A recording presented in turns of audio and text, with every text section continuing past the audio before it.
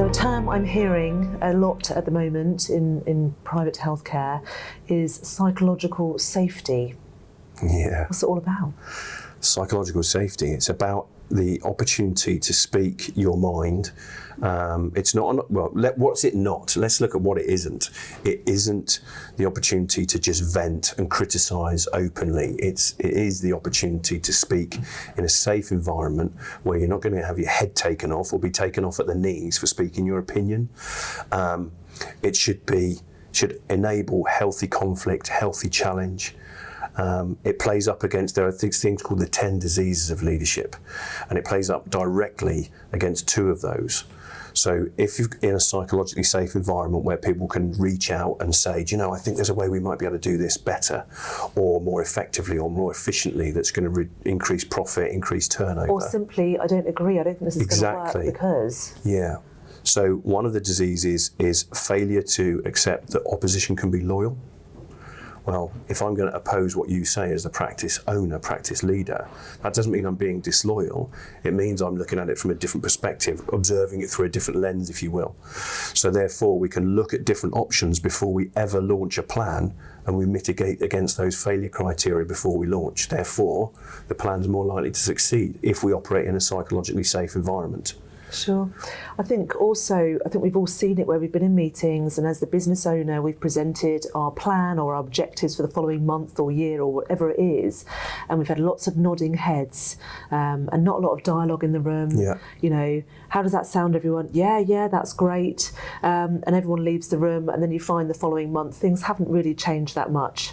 Yeah. And I think that's a classic example that where people haven't necessarily felt psychologically safe enough to challenge the plan. Yeah, for sure. We need to hold a mirror up to ourselves when we're aware of that sort of thing happening. That's it. I mean, that plays into the 3rd of the 10 diseases, which is called consent and evade, which is exactly as you say in the meeting room. Yeah, boss, that's a great idea. Yeah, no problem. Then as soon as they're out in the meeting room, that'll never work. What a ridiculous idea. I could have said this, I could have said that. But again, if you're fearful, you're going to get taken off at the knees or humiliated or ignored. Or not get that promotion. Yeah, There's absolutely. Very toxic environments out there. Toxicity and dark leadership are real things. Yeah, and people, if they're scared of what their own future will look like and they're going to get damaged as a result, then they won't head speak down out. And toe the line. For sure. Yeah, exactly that. So psychological safety, I just need to sort of nod to it. It's not our theory. Right. This came from Professor Amy Edmondson, who is an absolute ninja at this sort of thing. She obviously, Professor Amy Edmondson, the clue's in the title there, isn't it? Yeah, so people can look up more about her online if they want to and find out more videos, or reach out to us to find out a bit more about it as well. But it's really important. We have to allow people a voice, because if we don't, then they're not going to come to us with problems. But perhaps more importantly, they're not going to come to us with opportunities. If you recruit someone from another clinic and they come to you and they say, do you know, we used to use Swift as a verruca treatment, or we used to use Shockwave to accelerate healing. Yeah, exactly. And I notice you're not doing that here, and the impact on your revenue could be greater. You could get patients healthier quicker. Why wouldn't you want that? So they're bringing in opportunities as well. And if I don't feel it's safe enough to present that opportunity to you, I'm not going to do that. And therefore you're going to miss out as well. Sure. I think also if people don't feel that they've been heard or they don't have a voice, then they're not necessarily going to engage with the plan. I talked about that briefly earlier, but I think there's a real danger that you're just going to lose that staffing, that team engagement. You are. But I think another byproduct is the fact that if it's not a safe environment, people won't experiment, and therefore we need to forgive mistakes. We need to allow people to make those mistakes, not huge ones that are going to derail the whole business and cause negative equity. We don't want that.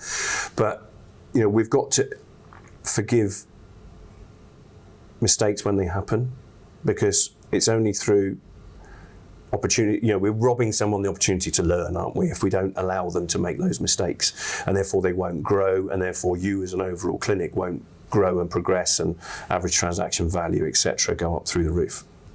So Professor Amy Edmondson talks about a spectrum of psychological safety. Tell us more about that.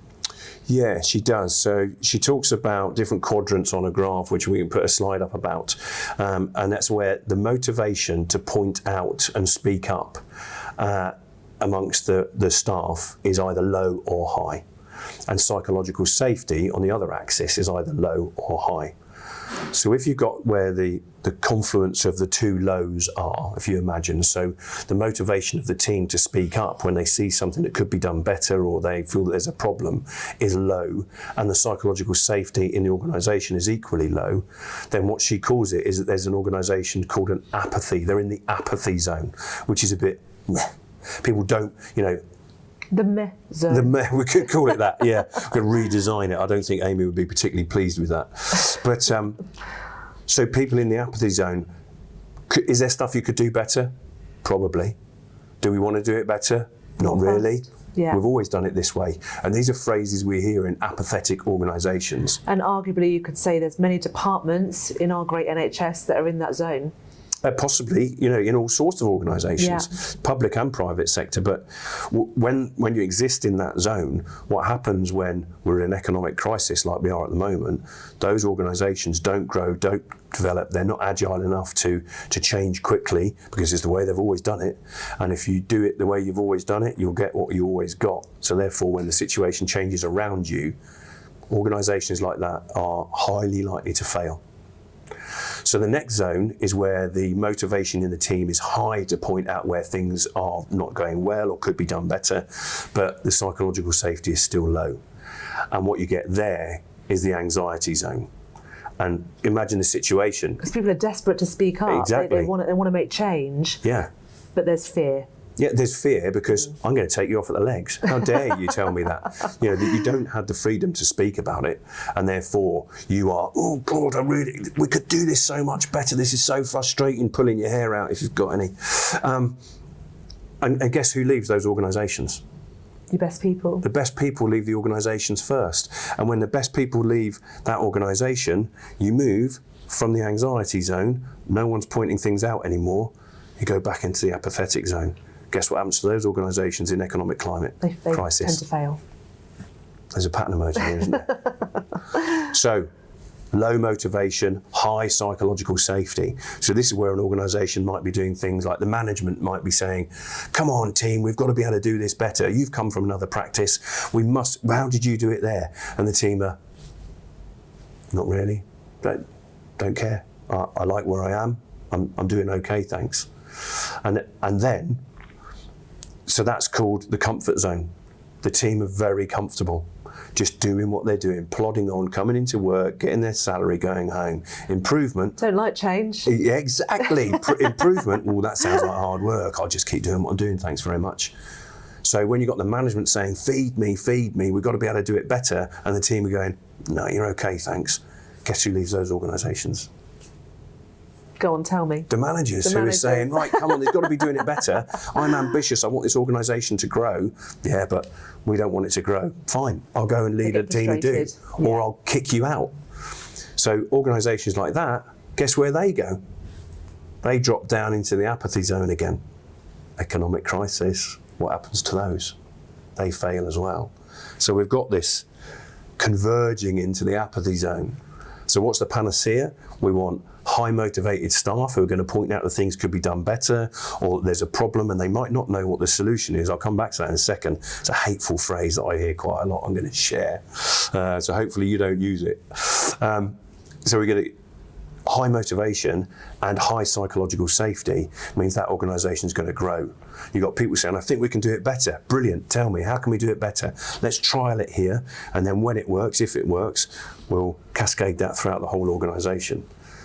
And the really toxic phrase that I hear a lot is, for it. well, yeah, don't bring me problems, bring me solutions. Hate it.